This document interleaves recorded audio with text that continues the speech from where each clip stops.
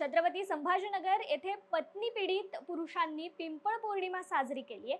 गेल्या 7 ते 8 वर्षापासून करोडी साजापूर परिसरात असलेल्या पत्नी पीडित आश्रमात वटपौर्णिमेच्या आदल्या दिवशी पिंपळ पौर्णिमा साजरी करण्यात येते। पत्नीच्या जाचाने पीडित असलेली पुरुष मंडळी पिंपळाला साकडं घालून पिंपळ पौर्णिमा साजरी करतात। यावर्षीही वटपौर्णिमेच्या पूर्वसंध्येला मुंजाला साकडं घालतं जातं।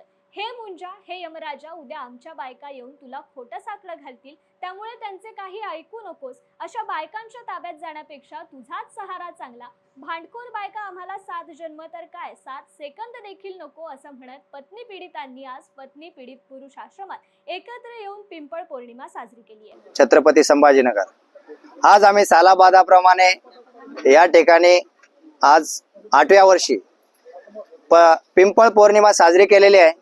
आणि या पिंपळ पौर्णिमेमध्ये जर आपण बघितलं तर हे का साजरी केले त्याचं कारण असं आहे का वट सावित्री पौर्णिमा जी आहे ती आतापर्यंत एवढ्या परंपरेनुसार एवढ्या वर्षांपासून ते सुरू होते साजरी होते का त्याचा काय का जर वट सावित्री पौर्णिमा साजरी जर केली, जर 7 जन्मापर्यंत 7 फेरे मारून हा नवरा मिळत असेल तर आम्ही 108 उलट्या पिंपळाला फेऱ्या मारलेल्या आज।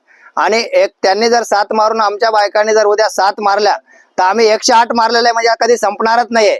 आणि या 7 वर्षापासून आम्ही उलट्या 108 मारतोय, म्हणजे कोणी कधी कुठे आमच्यासाठी मारलेले असेल थोडेफार त्या सुद्धा निघून जावा आणि या बायकांचा त्रास आमच्या आयुष्यात कधी येऊच नाही असे याच्यासाठी आम्ही या यमराजाला आज साकडे घातले।